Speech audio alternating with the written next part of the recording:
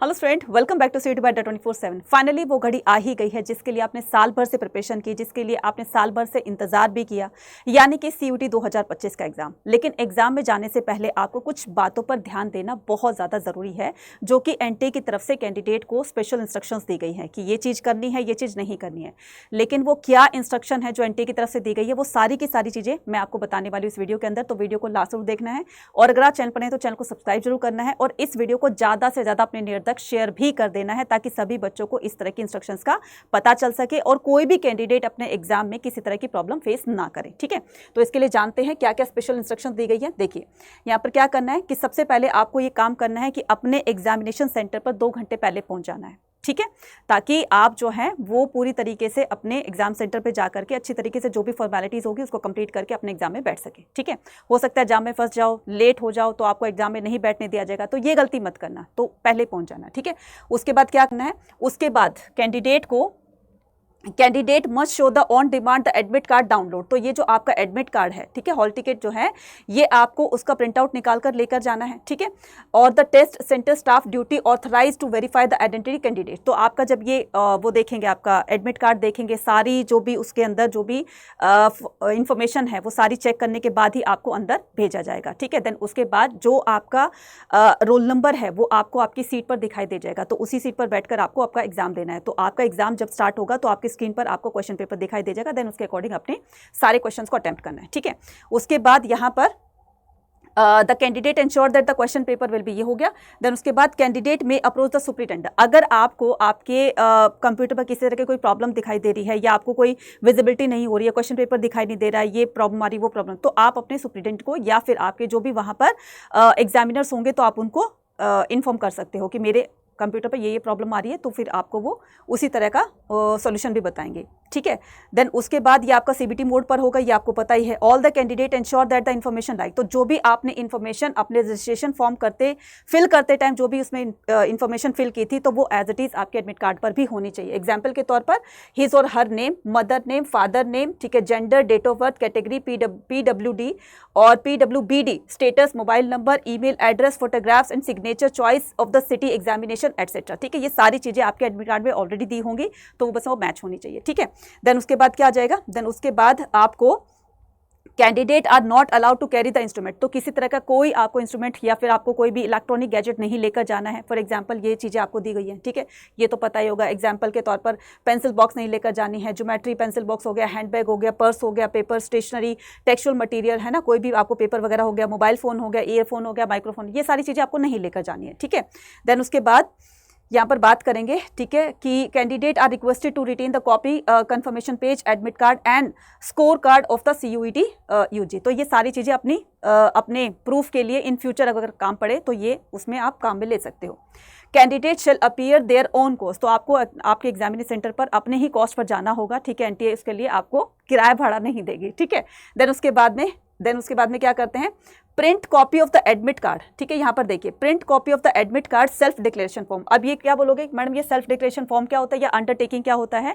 आपके admit card में नीचे एक स्लिप दी होगी, फॉर एग्जांपल कि वहाँ पर लिखा होगा कि आपको सर्दी, जुकाम, खांसी, बुखार ये वगैरह तो नहीं है, तो यस या नो करके ऑप्शन आएगा। ठीक है, देन उसको टिक करके और आपको क्या करना है, उसको साइन कर देना। तो ये आपका क्या होता है, सेल्फ डिक्लेरेशन फॉर्म होती है। ठीक है, एनी वन ऑथराइज, तो आपको क्या क्या लेकर जाना है, एक तो आपका एडमिट कार्ड हो गया, ठीक है, उसके बाद any one of the authorise photo ID। ठीक है, तो ये फोटो ID आपकी ओरिजिनल होनी चाहिए। ठीक है, देन उसके बाद में आपको एक फोटोग्राफ लेकर जानी है, और वही फोटोग्राफ लेकर जाने जो आपके एडमिट कार्ड में थी, जो आपने उस टाइम में अपलोड करी थी जब आप रजिस्ट्रेशन फॉर्म फिल कर रहे थे, तो वही फोटोग्राफ लेकर जानी है।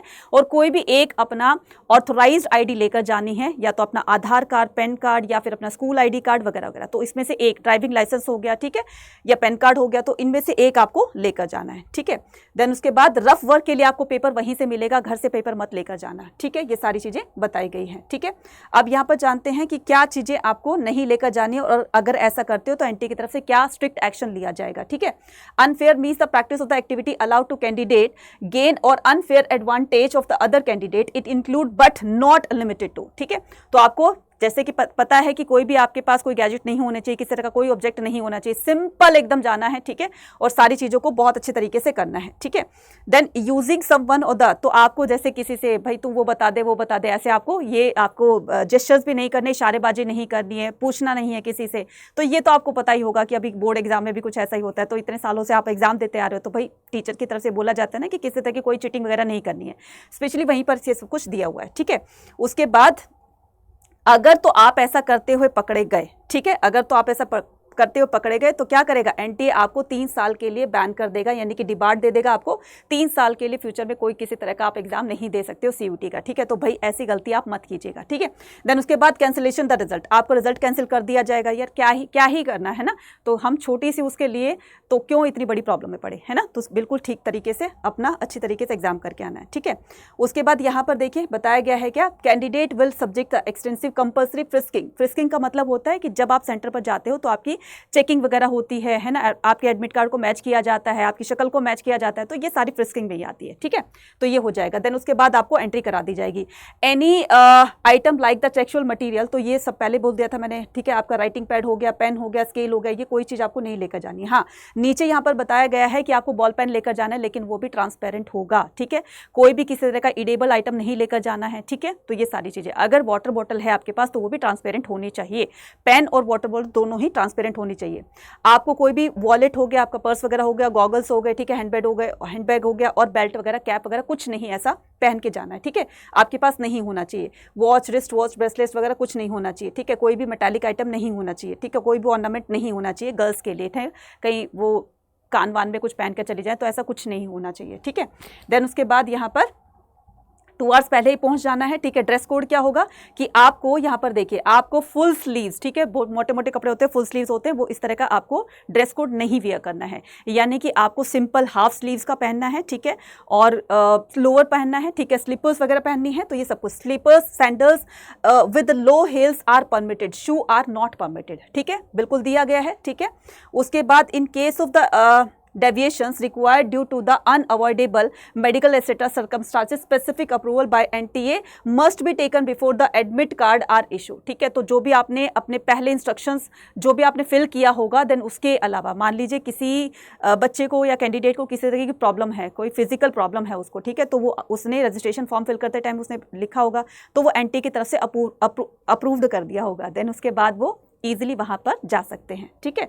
तो ये सारी चीज़ें थी। आई होप आपको सारी चीज़ें बिल्कुल अच्छी तरीके से समझ में आ गई होगी। फिर भी किसी तरह का कोई भी डाउट होता है तो कमेंट सेक्शन में आप लिखकर पूछ सकते हैं, और एकदम मचा कर आना है यार, है ना। तो साल भर से आपने प्रिपरेशन की, आई होप सभी बच्चों का पेपर अच्छा जाए, and all the very best. Thank you.